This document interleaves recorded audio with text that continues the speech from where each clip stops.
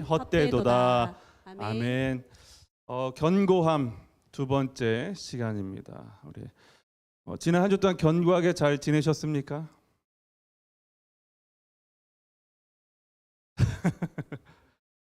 좋아요. 우리 지난 시간에 우리 견고하게 하는 두 개의 북엔드가 있다 그랬죠. 우리 첫 번째 북엔드 책을 이렇게 세워주는 첫 번째 북엔드가 뭐라 그랬죠? 그리스도의 의가 있다라고 이야기했습니다. 우리의 신앙을, 우리의 믿음을 견고하게 해주는 그리스도의 의가 있다. 뒷문을 좀 닫아주십시오. 제가 좀 부탁드리기로는 우리 지난주 설교 있지 않습니까? 지난주 설교를 많이 들어보셨으면 좋겠어요. 제가 이제 가는 교회마다 이 설교를 하고 있는데 이 설교는 제리 브리지스라는 분이 쓰신 견고함이란 책자에서 제가 이제 좀 요약 발췌 또 정리를 해가지고 이렇게 말씀을 나누는 건데, 제가 이 복음을 깨닫는데 31년 걸렸습니다. 31년. 신앙생활을 31년 했는데 복음을 진짜로 깨달은 건 이 책을 읽고 나서 깨달은 거예요. 이 책을 깨닫고 복음이 이 예수 그리스도께 날 위해 죽으신 것이 무엇 때문이고 또 그리고 내가 어떻게 살아야 하는가를 이 책을 통해서 깨달았어요. 그 전에도 열심히 신앙생활 했습니다. 이미 그때 강도사였어요. 신학교 가가지고. 그럼에도 불구하고 진짜로 복음을 깨달은 것은 이 책을 만나고 나서였습니다. 그래서 이 이후로 제 설교도 많이 바뀌고 신앙 태도도 많이 바뀌고 또 성도들을 대하는 저의 태도도 바뀌게 됐습니다. 되게 중요한 우리 설교를 여러분 듣고 계시는 거예요. 그러니까 제가 한 거면 제가 자랑하는 거가 되는데 그게 아니라 신앙의 선배가 열심히 주신 신앙의 유산이기 때문에 자신 있게 소개를 해드리는 겁니다. 제 아내 같은 경우는 이 설교를 5번 들었어요. 5번. 근데 들어도 좋아서 지난주에 2번 더 들었습니다. 한 번 듣고 또 들은 거예요. 왜? 우리 아내는 목사 딸로 자랐습니다. 신앙생활 오래 했지만 율법적인 신앙생활에 갇혀 있다가 복음을 진짜 듣고 나서 어떻게 살아야 되는가를 이 말씀과 물론 뭐 그 말씀 하나 들은 걸로 하나 산 건 아니지만 이 말씀을 통해서 깊이 깨달은 바가 있고 또한 은혜를 누렸기 때문에 또 듣고 하는 거예요. 들어도 좋다는 거예요. 여러분 많이 들으십시오. 지난주 설교랑 이번 주 설교 다음 주까지 특별히 좀 많이 들으셔가지고 이해가 될 때까지 들으셨으면 좋겠어요. 네, 그렇게 하셔야 돼요. 그래야지 여러분이 좋은 거예요. 네, 정말로 추천드립니다. 네. 지난주에 우리 하나님의 의는 완전한 것이다. 그러나 인간의 의는 어떤 거라고 했어요? 불완전하다라고 이야기했습니다. 당대 이사야 말씀을 제가 인용하면서 이사야가 당대 최고의 의인이었습니다. 우리가 생각하는. 그러니까 이스라엘 내에서 가장 의로운 사람, 가장 믿음이 좋은 사람, 하나님과 가장 가까운 사람이 누구냐 했을 때 뽑을 수 있는 사람이 바로 이사야였어요. 근데 이사야가 뭐라고 했냐면 하나님을 만나니까 환상 가운데 예배 가운데 하나님 만나니까 뭐라고 했냐면 화로다 내가 망하게 되었도다. 화로다 내가 망하게 되었도다 하면서 자기의 상태에 대해서 완벽하게 절망하기 시작합니다. 그리고 하나님 앞에 회개하죠. 하나님의 의를 만난 사람들은요 완벽하게 절망하게 돼 있어요. 그 전에는 내가 누구보단 나아, 이스라엘에서 내가 그래도 가장 낫지라고 생각했는데 하나님 만나게 되니까 그게 아무것도 아니라는 걸 깨닫게 된 거예요. 절망하게 된 겁니다. 그리고 하나님 앞에 완전히 무릎 꿇고 엎드려서 하나님께 은혜를 구하게 되죠. 여러분 하나님의 의는요 상대적인 게 아니라 절대적인 거예요. 절대적인 거. 누구보다 나은 건 아무 의미가 없습니다. 누구보다 더 기도하고 누구보다 더 헌금하고 누구보다 예배 더 많이 나오고 누구보다 성경 더 보는 거 아무 의미가 없어요. 왜요? 하나님이 우리의 상대이기 때문에 그런 거예요. 하나님의 기준 앞에 여러분 설 수 있겠습니까? 없다라는 거예요. 하나님께서 우리에게 이런 인생의 절망적인 주머니를 가지고 있는데, 이런 절망적인 인생 장부를 가지고 있는데 그 삶의 이 절망적인 주머니를 텅텅 비게 하셨어요. 왜냐하면 그 절망적인 우리의 삶의 주머니 뭐가 있냐면은 오로지 악으로만 가득 차 있다 이거예요. 우리가 의롭다고 자랑했던 것이 하나님 볼 때 다 뭐예요? 악한 거다. 자랑을 해서 딱 꺼냈는데 다 악한 거예요. 다 냄새나고 다 더럽고 추악하고 자랑하려고 꺼냈더니 그래서 하나님께서 텅텅 비게 바꿔주셨어요. 누구로 해주신 거죠? 예수 그리스도로. 예수 그리스도의 의, 예수 그리스도의 올바름, 예수 그리스도의 완전하심으로 우리를 바꿔주신 거예요. 믿는 자들에게만. 그래서 믿는 자들은 누구의 의로 바꿔졌다고 그랬죠? 예수 그리스도의 의로 바꿔졌다. 그래서 그걸 위대한 교환이다. 우리의 것은 냄새나고 추악하고 더러운 건데 가장 좋은 것으로 바꿔줬으니까 이것보다 더 위대한 교환이 어디 있겠어요? 그렇죠? 우리가 보통 교환할 때 어떤 것들로 교환합니까? 비슷한 걸로, 동급으로 교환하죠. 그런데 완전히 나쁜 것과 완전히 좋은 것을 맞교환한 거예요. 여러분, 그렇기 때문에 이 예수 그리스도 완전한 순종이 어디에 나타나냐면 십자가에서 나타났습니다. 십자가에서. 완벽한 의, 완벽한 순종, 바로 십자가에서 드러난 겁니다. 그 십자가의 사랑으로 우리를 채워주시고 또 그리스도와 함께 죽고 함께 살게 하신 것이 바로 복음이라는 거예요. 그리고 많은 그리스도인들이 이 위대한 교환에 대해서 만족하고 은혜를 감사하며 주님 앞에 살아갑니다. 그러시죠? 예. 그럼에도 불구하고 왜 그리스도인들은 견고하지 못할까요? 은혜도 알고 감사도 하고 그 사랑에 대해서 눈물도 흘리는데 왜 견고한 삶을 살아내지 못하냐 이거예요. 성경 공부나 수련회 혹은 어떤 집회에 참여할 때는 막 열심을 냅니다. 그런데 이러한 것들, 성경 공부나 수련회 막 집회가 끝이 나면 어떻게 됩니까? 바로 언제 그랬냐는 듯이 원래의 자리로 돌아가죠. 왜 그런 걸까요? 왜냐하면 이런 말씀을 듣는 지적인 훈련은 우리에게 분명한 유익을 주지만 훈련이란 게 필요하기 때문입니다. 여러분, 견고해지기 위해서는 뭐가 필요하다고요? 훈련이란 게 필요해요. 그래서 그런 은혜의 시간과 공간 안에 있으면 마치 우리가 잘 살 수 있을 것 같은데 그 자리를 떠나기만 한 바로 고무줄을 잡았다가 당겨 다시 놓았을 때 제자리로 돌아가는 것처럼 원래 상태로 돌아간다 이거예요. 은혜는 받았지만. 경험하시죠? 네. 우리가 이제는 그 예수 그리스도의 피로 우리 신분이 변화되었다면, 신분은 변화된 건 변함이 없습니다. 그에 걸맞는 힘의 공급원을 바꿔야 돼요. 뭘 바꿔야 된다고요? 힘의 공급원을 바꿔야 된다 이거예요. 은혜를 받긴 받았어요. 그래서 잘 살아가겠다고 다짐도 했어요. 근데 힘의 공급원에 문제가 있어요.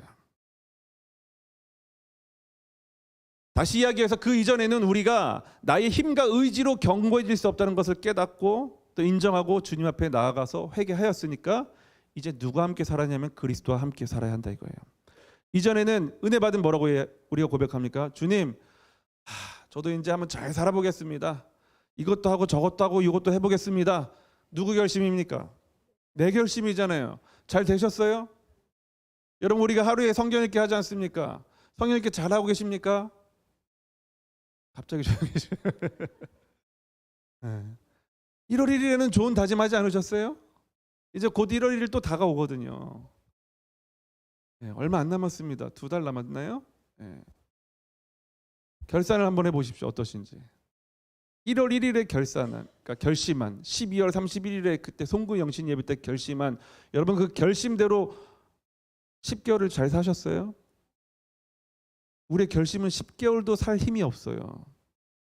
더하죠. 옛날 분들은 더 똑똑했어요. 작심삼일. 얼마나 우리의 상태를 잘 보여주는 말인지 마음먹은 거 3일밖에 못 지킨다 이거예요. 3일도 오래 가는 거죠. 1시간만 가면 좋겠는데. 그렇기 때문에 우리가 힘을 어디서 얻느냐 하는 것은 굉장히 중요한 문제가 있습니다. 우리 갈라디아서 2장 20절 말씀 한번 같이 읽어볼게요. 갈라디아서 2장 20절 시작. 나는 그리스도와 함께 십자가에 못 박혔습니다.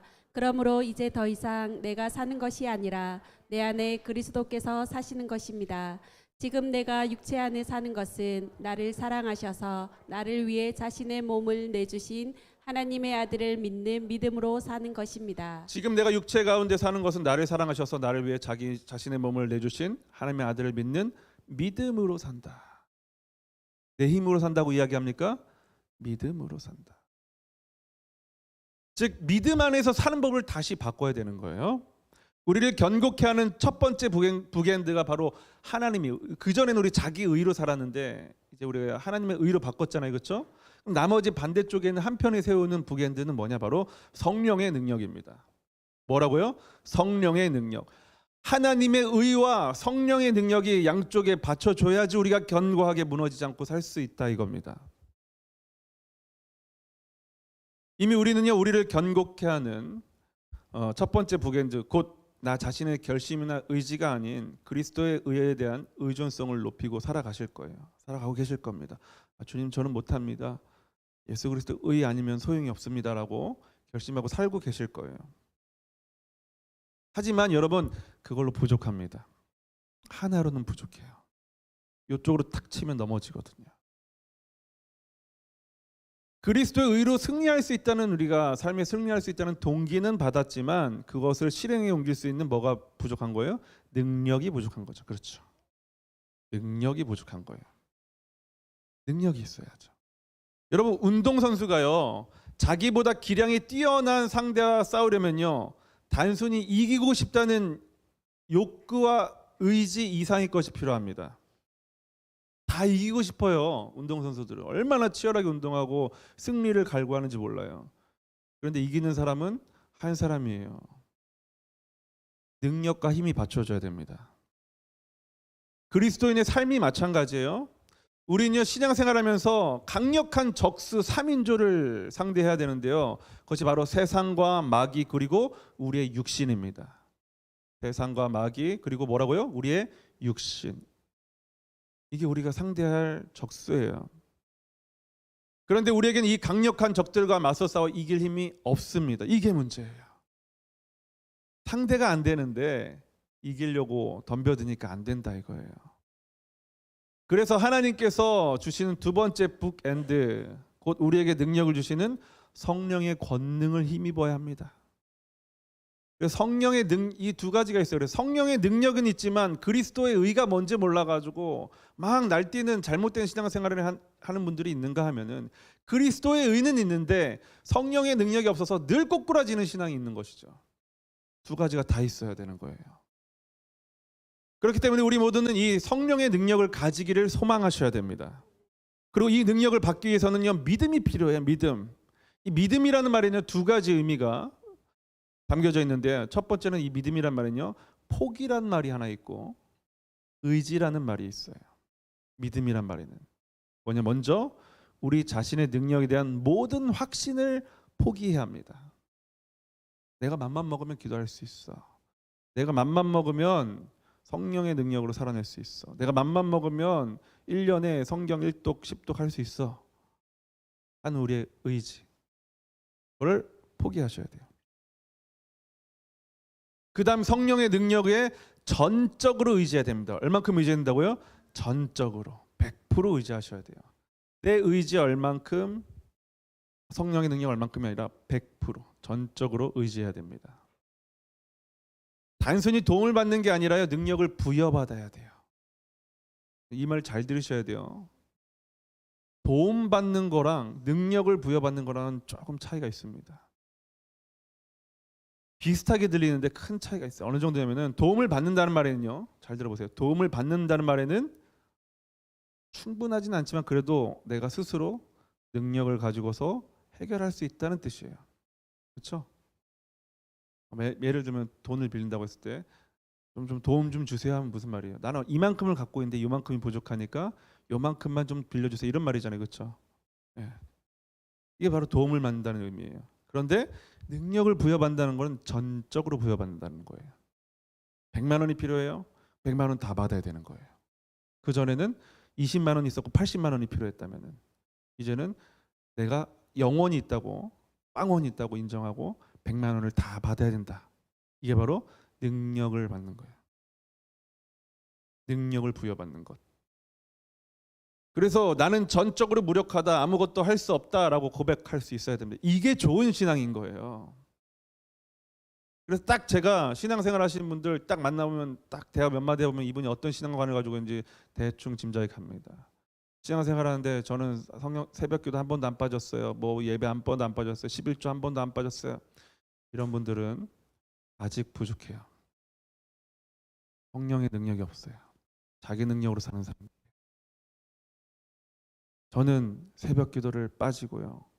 저는 새벽 기도도 어쩌다 한번 드리고, 차라리 이런 분들이 성령의 능력을 받을기가 더 좋습니다. 왜요? 완전히 절망했기 때문에 그런 거예요.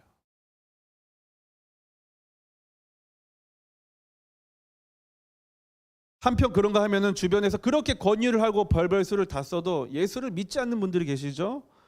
아예 뭐 나는 죽어도 교회 안 가. 예수가 있긴 하냐? 내 눈앞에 데리고 와봐. 막 이렇게 막 하는 분들이 계시잖아요, 그렇죠? 뭐 그런 분들을 만나면 그냥 그런갑다 합니다. 또 그러다가 은근히 때가 되면 이런 분들은 나와요. 그런데 이런 분들이 계시죠. 알겠어, 곧 갈 거야. 다 때가 되면 나갈 거야. 나도 나가고 싶어. 이 일만 해결되면 갈게. 돈 조금만 벌고 시간 생기면 갈게. 담배 끊고 갈게, 술 끊고 갈게. 뭐 이런 거 있지 않습니까? 약간 뭔가 좀 갈 것 같은데 안 갈 것 같은 미지근한 반응을 보이는 분들이 계시다 이거죠. 이런 분들한테는 절대 이야기가 복음이 안 통합니다. 잘 안 통해요. 이분들의 특징이 뭐예요? 자기 의지가 아직도 들어있거든요. 내가 마음만 먹으면, 요 문제만 해결하면 내가 스스로 기한과 시간을 정해서 들어갈 수 있다, 교회 갈 수 있다라는 게 자기 생각인 거거든요. 그러니까 안 되는 거예요. 무언가 자신이 교회 스스로 나아갈 힘이 있다고 자기를 믿고 있는 거예요. 믿고 있는 거. 자기의 믿음의 대상입니다. 되겠습니까? 안 된다 이거예요. 물론 나을 수도 있겠죠. 그러나 그분들에게 믿음이 들어가는 게 쉽지가 않아요. 이런 분들이 믿음이 들어가려면 뭐냐면 심각한 병에 들러서 항복하거나 어마한 빚을 지어서 감당이 안 되거나 혹은 뭐 취업이나 자녀 입시 문제, 뭐 말 안 듣는 자녀들 같은 문제를 만나 가지고 그렇게 상황에 임해야지 그때 이제 교회에 나오기 시작한다거나 이제 그러는 것이죠. 우리는 달라야 돼요. 뭘 다른 겁니까? 전적으로 우리의 무능을 고백해야 돼요. 여러분 저에게 목사님 설교를 왜 이렇게 못하세요? 그러면 제가 인정하면 되는 겁니다. 저는 못해요. 열심히 공부할게요. 열심히 기도하겠습니다. 그렇죠? 근데 만약 여러분이 목사님 설교를 왜 이렇게 못해요? 그러는데 막 이러면서 집사님 설교 해보셨어요? 공부해 보셨어요? 이런 사람 절대 안 변해요. 저한테 그런 말 하지 마세요. 저도 다 생각이 있으니까. 네. 성령님은 전적으로요 자유의지를 가지신 하나님이시죠. 우리가 오라가라 한다고 오시는 분이고 가시는 분이 아니에요. 성령 받으라 한다고 성령 받고 이런 건 잘못된 거예요, 여러분. 성령님을 받을 마음의 준비를 하라는 거지. 무슨 목사가 장풍 쏘듯이 성령 받으라 하! 하면 막 받고 막 자빠지고 막. 이거 사이비 이단이 나는 짓이죠. 그거 아니에요. 성령님은 우리가 섬겨야 될 대상인데 무슨 우리가 성령 받으라 말을 하는 게 아니죠. 다들 준비를 하라. 태도를 갖춰라 이런 뜻이에요. 그렇기 때문에 성령님은 자유의지를 가지신 분이시기 때문에 우리가 도와달라고 해도 도와주지 않으실 때도 있어요. 왜요? 성령님 마음이에요. 내가 도와달라고 할 때 아무 때나 도와주시면 그게 성령님의 의지를 가지신 분이십니까? 아니면 나의 종입니까? 나의 종이죠. 도와주세요 해도 하나님께서 때가 아니하면 아니신 거예요. 때가 맞아 하면 내가 그때 갈게. 알아서 할게. 의지를 가지신 분이시라 이거예요.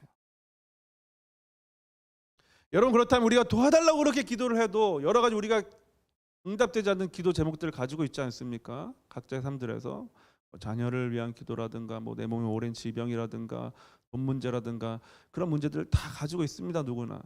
저도 있고요. 근데 왜 즉시 성령님께서 도와주시지 않으시냐 이거예요. 그것은요 우리가 성령의 능력이 아니면 우리가 죄와 맞서 싸울 수도 없고 우리의 성품이 성숙할 수도 없고 섬김의 일을 효과적으로 감당할 수 없다는 것을 절절하게 깨닫게 하시기 위해서입니다. 그러니까 우리가 이해가 안 되는 거예요. 우리는 그런 거 생각 안 하거든요. 그냥 문제 해결 딱 요것만 보고 있잖아요. 하나님의 계획은 다른데. 여러분 이런 경우 우리 성령님께서 우리의 연약함 심지어 우리의 죄악을 이용해서 우리를 첫 번째 북엔드인 그리스도의 의로 몰아갑니다. 제가 이거를 왜 깨달았냐면 저희 죄가 들통이 나지 않았지만 심각한 죄가 있었어요. 심각한지 몰랐어요. 그때 알았어요. 이 책을 보면서 그때 깨달은 거예요. 아, 이거였구나. 내가 죄를 잘 몰랐구나. 죄가 얼마나 심각한지를 몰랐구나. 그냥 뭐 콩나물 뭐 어릴 때 뭐 엄마가 헌금하라고 1,000원 주셨거든요. 500원 내고 500원은 오락실 갔어요, 제가. 막 이런 정도로 생각한 거예요. 귀엽게 웃는 정도로. 근데 그게 아니란 걸 알았어요. 아, 죽을 만한 거구나. 지옥에 갈 만한 거구나. 하나님께서 진노하고 계시는구나. 그러니까 내 힘으로 안 된다는 걸 깨닫고 나니까 뭘 찾게 되면 그리스도의 의를 찾게 되는 거죠. 아, 나는 가망성이 없구나. 그렇게 되면 이제 우리 드디어 이제 깨닫게 되는 겁니다. 우리 눈에 그토록 수치스러워 보이는 그 죄악이 정말로 용서받았다는 확신을 갖게 되죠. 그리고 여전히 우리가 하나님 앞에서 그리스도의 의로 옷 입은 상태로 서 있다는 확신을 갖게 되죠. 그래서 오늘 우리가 읽은 시편 말씀에는요, 이렇게 이야기하죠. 한번 다시 읽어볼게요. 시편 127편 1절 말씀 같이 한번 다시 읽어보겠습니다. 시작. 여호와께서 집을 짓지 않으시면 건축자들은 헛수고하는 것이다. 여호와께서 성을 지키지 않으시면 파수꾼이 지키고 서 있는 것도 헛일이다. 예, 말씀을 잠깐 보여주세요. 두 가지 일이 언급되는데요. 하나는 집을 짓는 거고요. 그리고 하나는 지키는 겁니다. 짓는 것과 지키는 것. 주님은요, 단순히 우리 인생에 도움을 줌으로써가 아니라 집을 짓고 성을 지키심으로써 개입하시는 거예요. 그와 동시에 집을 짓는 자는 집을 짓고 성을 지키는 자는 성을 지켜야 된다 이겁니다. 이 존 오웬이라는 목사님께서 이런 말씀하셨는데 그리스도인의 인생의 목적은 행복이 아니라 거룩입니다 라고 말했어요. 많은 사람들이 이야기합니다. 행복합니까?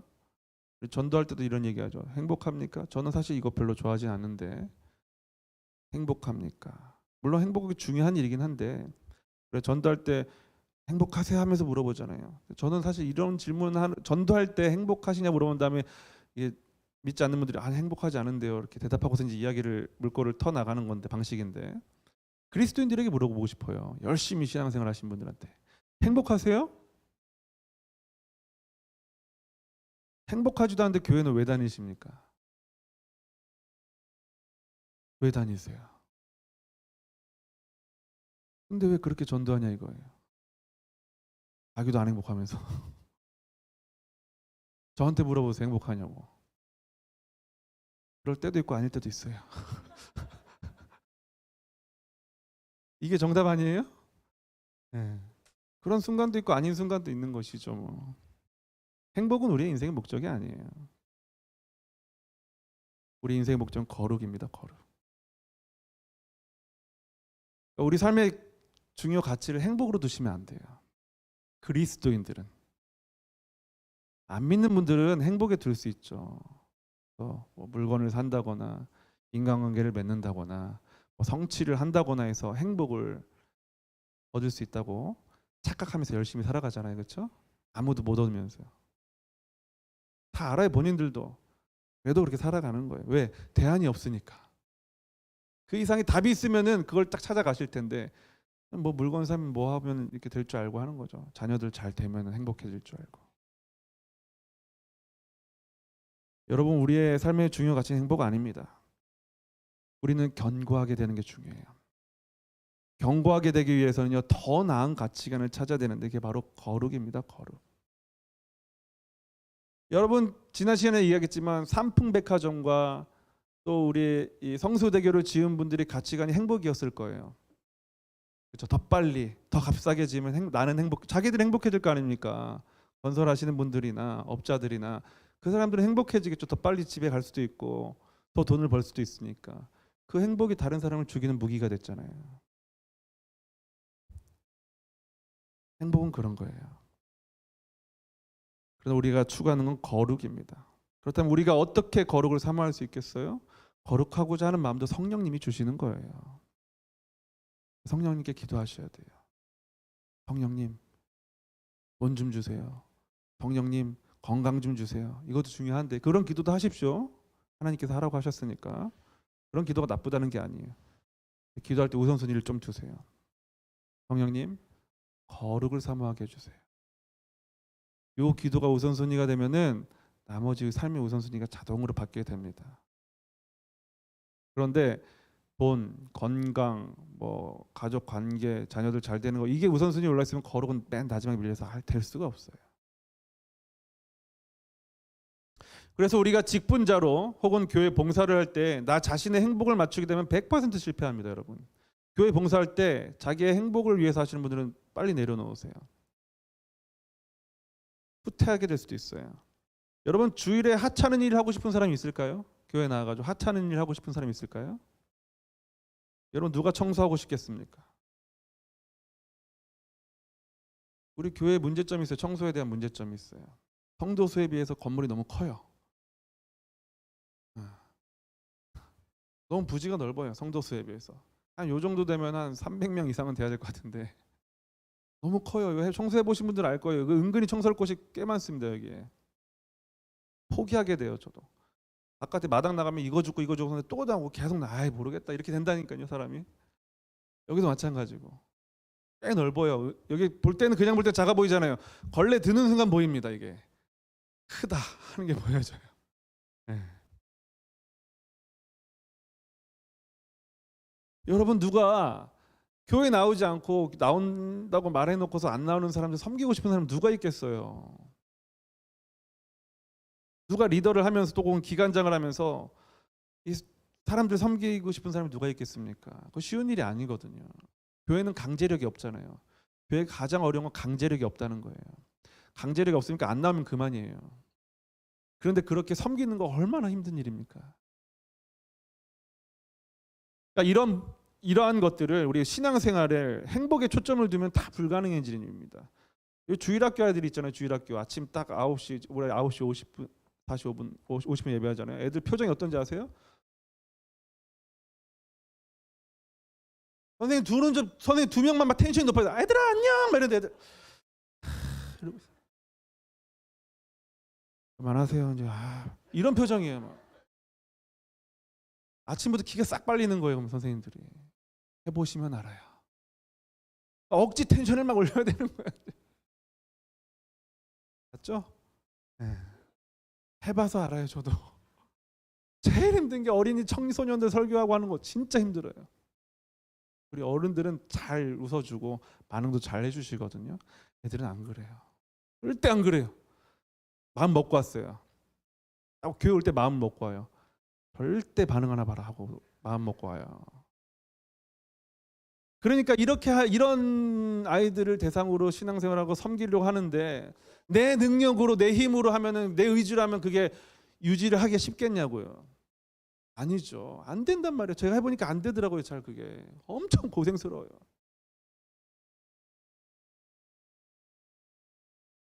이거 신앙생활에 행복에 초점 두면 할 수 없는 일들입니다. 그렇기 때문에 우리는요 이런 섬김을 할 수 있는 힘의 동기도 바로 성령께서 주시는 거룩에 대한 열망 때문으로 바꾸셔야 돼요. 청소 하나를 하더라도 설거지 하나를 하더라도 누가 이렇게 고춧가루를 많이 묻혀서 이렇게 되잖아요. 이 성령 충만이 안 되어 있으면 그렇지 않아요? 막 그래서 막 이거 하다가 설거지하다 화딱지 나는 거예요. 막 밥풀 쭉 굳어 있는 거 보면은 물을 좀 담가 놓으라니까 담가 놓지도 않아가지고 막 이렇게 되지 않습니까? 해봐서 아는 거예요. 저도 다 해봐서.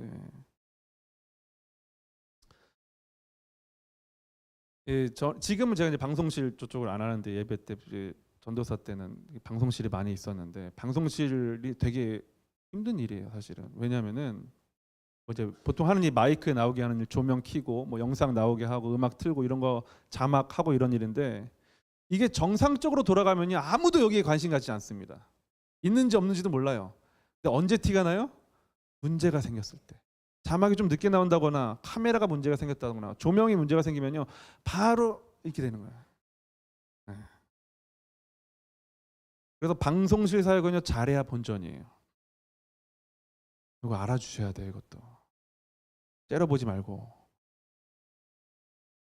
그러니까 아무 말도 안 들으면 그날은 최고로 일 잘한 날입니다. 봉사를.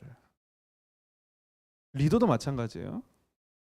리더들이 있잖아요. 다 마을 리더도 있고 뭐 우리 장로님들도 계시고 집사님들도 계시는데 아무도 칭찬 안 해줍니다. 당연히 하는 줄 알아요, 의뢰 사람들은. 그러면 언제 이 사람의 존재감이 드러나는지 아십니까? 문제가 생겼을 때. 뭐 좀 하던 일이 진행해야 할 일이 좀 어그러지거나 의사소통이 잘 안 돼서 전달이 잘 안 되면 막 비난의 화살이 날라오는 거예요. 왜 일을 그런 식으로 하냐, 소통을 그런 식으로 하냐, 뭐 사람들을 더 동원할 수 없었냐, 뭐 자꾸 네가 그런 식으로 하면 내가 교회를 옮기겠다. 다 싫어합니다 이거. 그럼에도 불구하고 우리가 이런 일을 할 수 있는 힘이 어디서 나옵니까? 성령의 힘에서 나와야 한다 이거예요. 내 힘으로 하면 안 돼요. 꼬꾸라집니다. 견고해질 수가 없어요. 그리고 우리가 이런 소리를 들을 때 위로를 얻어야 되는데 어디서 얻어야 되냐면 바로 성령님으로부터 위로를 얻어야 됩니다. 말씀과 성령으로 위로를 얻어야지 다른 것을 통해서 위로를 얻는 습관을 기르면 그 신앙은 무너지는 거예요. 그래서 뭐 해야 됩니까? 견고해지기 위해서는요, 기도해야 됩니다. 기도는요, 겸손의 표시예요. 그래서 말씀 봐야 돼요. 내 생각이 먼저 작동하지 않도록 하나님 말씀이 먼저 작동하도록 말씀을 보고 암송해야 되는 거예요. 자꾸 안 그러면 자꾸 내 생각이, 내 습관이, 내 패러다임이 작동한다 이거죠. 말씀을 듣고 읽고 묵상하고 암송해서 하나님의 말씀이 내 삶을 주장하게 하고 내가 능력이 없으니까 겸손하게 나가서 무릎을 꿇고 기도해야 된다는 거예요. 성령님의 능력을 받기 위해서. 이런 분들이 있어요. 꼭 내가 무릎 꿇고 교회 나와서 기도해야지만 기도하는 건가? 이런 분들 계시거든요. 저도 옛날에 그렇게 생각했던 적이 있는데 제가 본 사람 중에 이렇게 말하는 사람 중에 제대로 신앙생활하는 사람 본 적이 없어요. 다 자기 멋대로 신앙생활해요. 자기 편한 대로 신앙생활해요. 여러분, 우린 나약하기 때문에요. 시간 내서 기도하러 나오는 거예요. 시간을 내서. 나약하기 때문에 시간을 정해서 말씀을 들어야 되는 거예요. 나약하기 때문에 아침에 일어나자마자 말씀을 읽고 시작해야 되는 거예요. 그러니까 내가 절망한 사람들, 내 영혼에 대해서 가능성에 대해서 완벽하게 절망하는 사람들이 신앙생활을 잘할 수 있는 이유가 이런 겁니다. 기도하게 되고 말씀 읽게 되는 거예요. 한 주 빼고 다음 주부터 잘하지. 뭐 한 주 빼고 다음 주부터 잘하긴 뭘 잘합니까? 그거 자기 의지자 아니겠어요, 그렇죠? 다음 주부터 누가 잘하죠? 내가 잘할 거야. 이번 주도 못한 애는 다음 주도 못해요. 공부하는 거 보셨잖아, 아이들. 이번 주 공부 안 하는 애가 다음 주 공부하겠습니까? 안 하죠. 왜? 의지가 없거든요. 공부 잘하는 애들 뭐 하는지 아세요? 그냥 하는 거예요, 아무 생각 없이. 그런 애들은 공부 잘해요. 의지를 들였잖아요, 자리에다가. 물론 머리도 좋기도 하겠지만 여러분, 믿음은 들음에서 난다고 했잖아요, 그렇죠? 그래서 들어야 되는 것이죠. 그리고 그 힘을 계속적으로 돌릴 수 있도록 우리가 기도를 하셔야 됩니다. 힘이 원천이 우리의 의지가 아닌 성령으로부터만 나오기 때문에 그런 거예요. 로마서 8장 16절 말씀을 같이 한번 읽어볼게요. 뭐라고 말씀하시는지. 시작. 성령은 친히 우리의 영과 더불어 우리가 하나님의 자녀임을 증거합니다. 그렇습니다. 성령님께서 우리를 친히 도우신다는 거예요. 성령님께서. 이 두 개의 부겐드는요, 하나님의 의와 그리스도의 의와 성령의 능력, 이 두 개의 부겐드는요, 세 가지 중요한 공통점이 있는데, 첫째는 모두 전능하신 하나님이 공급하신다는 거예요. 두 번째는 두 가지 다 모두 믿음을 요구하는데, 이 믿음은 우리 자신의 의지를 포기하고 하나님만 의지하는 걸 말합니다. 세 번째, 이 두 가지 삶을 모두 변화시키는 것은 은혜의 셈이어서 측량할 수 없는 축복이 넘친다는 겁니다. 반면에 차이점도 있어요. 우리가 흔히 오해하는 것인데, 여러분, 이 오해는요, 무시무시한 결과를 낳을 수 있습니다. 다른 결과를 잘 들어보셔요. 이 두 부겐드, 그리스도의 의와 성령의 능력을 대하는 우리의 반응에 관한 것으로 나는 무엇을 해야 하나요? 내 책임은 뭐죠? 나는 어떤 역할을 해야 합니까? 라는 질문에 어떻게 대답하느냐가 되게 중요해요. 그러니까 첫 번째 부겐드, 곧 그리스도의 의에 대한 우리의 반응은 항상 수동적이에요. 주는 대로 받는다 이거예요. 우리의 역할은 그저 받아들이는 거죠. 우리가 어떤 것을 더 보탤 것이 없습니다. 그리스도의 의에는 절대 보탤 게 없어요. 이게 끝이에요. 두 번째 부겐드, 성령의 사역에 대해서도 마찬가지입니다. 근데 이 두 번째 성령의 사역에서는요, 여러분 잘 이해하셔야 돼요. 이거는 수동적으로 받기만 하시면 안 돼요. 우리가 능동적으로, 우리 편에서 능동적으로 반응하셔야 됩니다. 이게 무슨 말인가 하니 이 말씀을 찾아보면 쉽게 이해가 되는데요. 골로새서 1장 29절 말씀 같이 읽어볼게요. 골로새서 1장 29절 시작. 이 일을 위해 나도 내 안에서 능력으로 활동하시는 분의 역사를 따라 열심히 수고하고 있습니다. 이 일을 위해 나도 내 안에서 능력으로 활동하시는 분의 역사를 따라 어떻게 한다고? 열심히 수고한다. 가만히 있겠다가 아니에요. 여기서 수고한다는 말은요, 기진맥진해질 때까지 애쓴다는 의미입니다. 땅이 발담그는 게 아니라 기진맥진해질 때까지 힘을 다한다는 말이에요. 필사의 노력을 다한다. 여러분, 이 말씀을 기록한 사람은 사도 바울인데요. 사도 바울은 탁월한 은사를 가지고 태어났고요. 또 열심히 일했습니다. 하지만 바울이 아무리 재주가 많다고 해도 성령께서 부어주시는 그리스도의 능력에 의지하는 것을 대체할 수는 없어요. 바울의 이 고백은요, 자기 속에서 능력으로 역사하시는 이의 역사를 따라서만이 자기의 사역을 감당할 수 있다 이거예요. 여러분, 우리가 지금 이 말씀을 듣고 기도하고 집으로 돌아가면 모든 문제가 해결되어 있으면 좋겠죠. 그렇죠? 그렇지만 그렇게 됩니까? 안 되잖아요. 그러나 해야 할 일이 산더미 같이 많은 거예요. 왜냐하면 나는 말씀 듣고 나는 변했는데 집에 가면 가족들은 안 변해 있잖아요. 나는 변했지만 직장에 가면은 직장 동료들은 변하지 않았잖아요. 내 통장 잔고는 변하지 않았잖아요. 기도해서 성령님 돈 주세요 때 통장 잔고 빡 찍히면 얼마나 좋겠어요. 웃으시는 분들이 계시는데 생각만 해도 좋잖아요. 10억이 빡! 목사가 안에서 딱 하면 3억씩 찍히고 막 그렇죠. 그럼 제 인기가 높아질 건데 300원도 안 됩니다. 저는 제가 이렇게 능력이 없습니다. 여러분, 성령의 능력 말고는 힘이 없어요. 제가 이제 결혼한 지 18년 됐는데 횟수가 좀 이상해. 내년 돼야지 이제 좀 정상적으로 돌아올 것 같은데 19년 정도 돼야지. 19년 되는데 이제 물론 오래 사신 분들에 비해서 뭐 이제 거의 신혼 수준이지만 이 사랑이라는 것이 처음과 같지 않지 않습니까? 동조를 해주셔야 돼요. 네. 귀한 비밀이니까 이거 잘 지켜주시고 딴 데 가서 이야기하시면 안 됩니다. 절대로. 처음에는 그렇게 사랑스러워 보이더니 때로는 그렇지 않을 때도 있더라고요. 비밀입니다. 네. 포인트는 사랑스럽지 않다가 아니라 때로는의 포인트예요. 항상이 아니라. 이거 오해하시면 안 됩니다. 뭐 애들이 셋을 키우니까 얼마나 힘들겠어요. 그래서 고맙고 안쓰럽고 한데 미안한 마음도 가득한데 어떤 때는 안 그래요. 막 짜증나요. 막 가끔입니다. 가끔. 제가 이런 이야기를 많이 하지만 언제 제 아내가 가장 사랑스러워 보이는지 아십니까? 화장할 때, 예쁜 옷을 입을 때, 애교 부릴 때, 맛있는 음식을 줄 때. 언제 가장 이뻐 보일까요? 네? 뭐 할 때요? 내가 성령 충만할 때. 내가 성령 충만. 아내가 민낯으로 코 골고 침 흘면 자도 이뻐 보이는 거예요. 내가 성령 충만하면. 그렇죠? 밥 안 차려줘도 괜찮아요. 제가 밥 차려 먹으면 되죠. 뭐 그까짓 거. 밥 잘합니다. 얼마나 사랑스러운지 몰라요. 그러면은 내가 막 성령 충만했으면 막 너무 사랑스러워요. 내가 문제인 거죠. 여러분, 남편에게, 아내에게, 사람들에게 사랑받고 싶습니까? 그럼 기도하세요. 남편이 성령 충만하기를, 아내가 성령 충만해지기를, 자녀들이 성령 충만해지기를. 하나님 이 문제를 좀 해결해 주세요. 이 정도에 멈추지 말고 그들의 성령 충만을 위해서 기도하시라고요. 그냥 교회 한 번만 나왔으면 좋겠어요. 이거 안 돼요. 이거 너무 수준이 낮아요. 하나님 성령 충만하게 해주세요. 그들을. 나 먼저 성령 충만해주게 해주세요. 노력이죠. 이거는.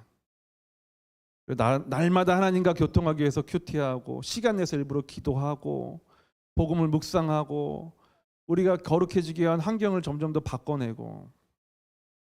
여러분, 마음에 상처 많으신 분들이 계시잖아요. 그렇죠? 요즘 힐링 치료라는 말이 한 20, 30년 동안 계속 유행하고 있잖아요. 잘못된 게 있어요. 뭐 이 힐링 치료라는 이 개념에서 뭐가 잘못되냐면은 내 안에 있는 이야기들을 들어주면 뭔가 힐링되고 치료된다고 착각하는 거예요, 사람들이. 그렇지 않습니다. 여러분, 사람이 사람을 도울 수 있는 어느 한계가 있다는 걸 인정해야 돼요. 약간의 도움을 받을 수는 있겠죠, 당연히. 근데 죄인이, 이렇게 성경적인 관점을 보셔야 돼요. 죄인이 죄인을 도울 수 있습니까? 이걸 이해하셔야 돼요. 저도요, 수백 시간 동안 상담 공부하고 학점 따고 돈 많이 들였어요. 수백만 원 들였어요. 1,000만 원 들였어요. 내린 결론이 이거예요. 분명히 유익은 있어요. 인간을 이해하는데 분명한 유익은 있어요. 부정하는 게 아닙니다. 근데 깨달았어요. 본질적으로 인간에겐 소망이 없다. 이게 기독교 상담과 일반 상담의 큰 차이예요. 기독교 상담은 소망이 없는 상태에서 시작하고, 일반 상담은 이렇게 하면 될 거다라는 어떤 일말의 기대를 걸고서 상담을 해요. 큰 차이예요, 이게. 그렇기 때문에 우리는 위로를 어디서 받아야 되냐면은 성령님으로부터 받아야 돼요. 창조주로부터 위로를 받아야 돼요. 우리 고린도전서 2장 10절 말씀 읽어볼게요. 고린도전서 2장 10절 시작. 하나님께서는 성령을 통해 이것을 우리에게 깨달아 알게 해 주셨습니다. 성령께서는 모든 것, 곧 하나님의 깊은 것들까지도 자세히 살피시는 분이십니다. 하나님의 깊은 것들까지 자세히 살피시는 분이 인간을 못 살피시겠습니까? 여러분 내면의 상처, 아픔들 하나님께서 모르실까요? 아시죠? 내 마음 사람들이 몰라줘서 속상하고 아프고 상처받는 거 아니에요? 그런 거 아닙니까? 하나님이 알아주신다고요. 하나님 만져주시고 회복되길 원하신다고요. 창조주가. 온 우주를 다스리는 그 위대하신 분이 나 하나에게 관심을 가져주신다. 내 아픔을 아시고 치료해 주길 원하신다. 육체 질병뿐만 아니라 마음의 질병까지 치료해 주시기 원하신다. 이걸 깨달으면요, 상처받을 일이 없어요. 저한테 아무리 욕을 해보세요. 저한테 제가 상처받나? 이어폰 끼고 있을 거니까. 성령의 이어폰을 낀다 이거. 성령의 이어폰. 다 막아냅니다. 아무리 공격을 해보십시오. 말씀 마치겠습니다. 우린 지난주와 오늘 이틀을 통해서 우리의 신앙이 견고해지기 위해서 두 가지 북엔드가 필요하다는 것을 나눴습니다. 첫째는 그리스도의 완전한 의이고, 그것은 우리의 어설프고 무능력한 의와는 상대조차 될 수 없는 것이죠. 두 번째는 오늘 말씀을 함께 나눈 성령의 능력입니다. 우리의 능력이 아닌 거룩한 자의 능력, 곧 성령의 능력으로 우리가 이 두 가지를 북엔드를 우리 인생에 잘 세워놓을 때 우리가 흔들리지 않고 견고해질 수 있는 거예요. 이거를 높이 더 잘 세울수록 어떤 상황에서도 흔들리지 않을 수 있는 것입니다. 그러나 둘 중에 하나만 넘어져도 없어도 무너지게 되죠. 한 개만 있을 때도 물론 어느 정도 방어는 할 수 있지만 절대 견고해질 수 없습니다. 여러분, 견고함의 가치를 다시 한번 기억하십시오. 우리가 다 같이 이렇게 하나님의 의와 그리스도의 의와 성령의 능력으로 견고한 삶을 살아낼 수 있기를 우리 구주 예수님의 이름으로 축복합니다. 다 같이 자리에 일어나셔서 주님 약속하신 말씀 위해서 찬양하시겠습니다.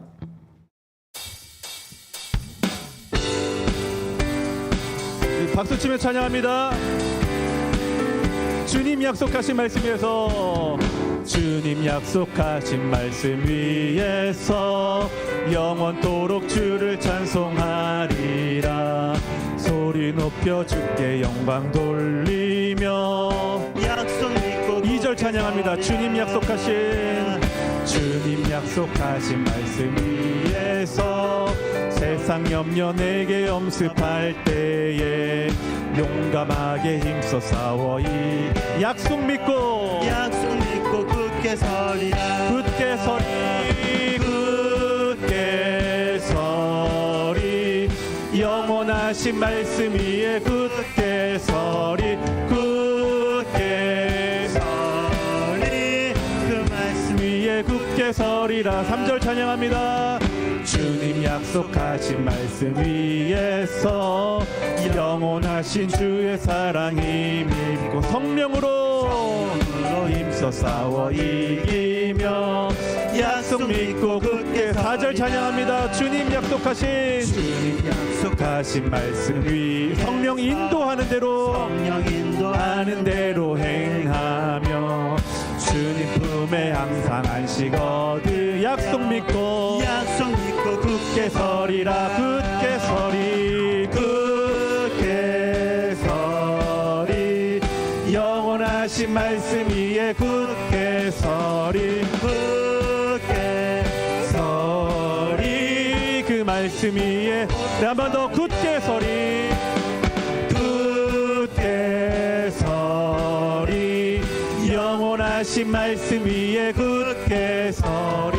굳게 서리 그 말씀 우리 마지막으로 한 번 더 우리에게 믿음의 선포로 나갑니다. 굳게 서 영원하신 말씀 위에 굳게 서리 굳게 서리 그 말씀 위에 굳게 서리라.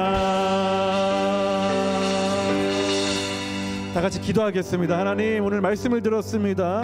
한쪽에는 그리스도의 의를 세우고 한쪽에는 성령의 능력으로 하나님 우리가 견고해지길 원합니다.